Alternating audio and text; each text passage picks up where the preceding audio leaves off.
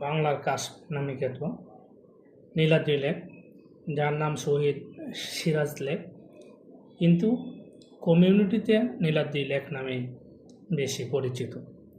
ভারতের মেঘালয় গেসা সুনামগঞ্জের তাহিপুর উপজেলায় অবস্থিত চুনা পাথরের পরিত্যক্ত খনি লাইমস্টোন লেক বা স্থানীয় মানুষ যেটাকে পাথর কোয়ারি নামে চেনে।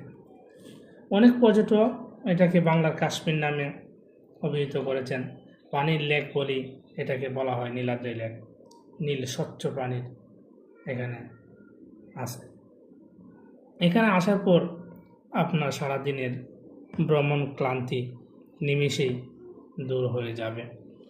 আসলে অপর পাশে পাহাড়গুলো দেখতেছেন, এটা পুরো ইন্ডিয়াতে পড়ছে। আসলে সংগ্রামের পরে আমাদের দেশের অবস্থা এরকম যে কোনো পাহাড় আর বাংলাদেশের মধ্যে নাই। যত পাহাড় পাবেন, যত সৌন্দর্য পাবেন, সবগুলা তারা নিয়ে এনেছে। এতে করে আসলে বাংলাদেশের পাহাড় বলতে কিচ্ছু নাই।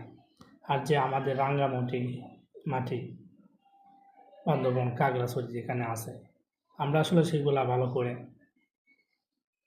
এনজয় করতে পারি না। সেখানে একজন গেলেও আর্মি সাথে নিয়ে যেতে হয়, কতটুকু রিস্ক।